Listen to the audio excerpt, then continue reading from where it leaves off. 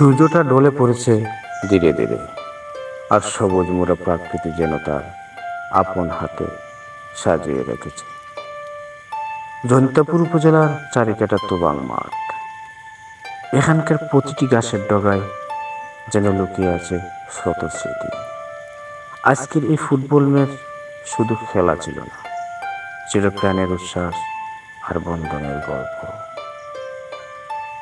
মাটির প্রান্তে ছায়া নামছে, আর বাতাসে ভেসে আসছে সন্ধ্যার সুর।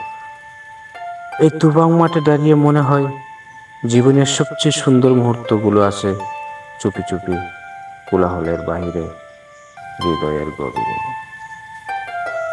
হয়তো একদিন চলে যাব, কিন্তু এই বিকাল, এই মাঠ রয়ে যাবে মনে চিরকাল। না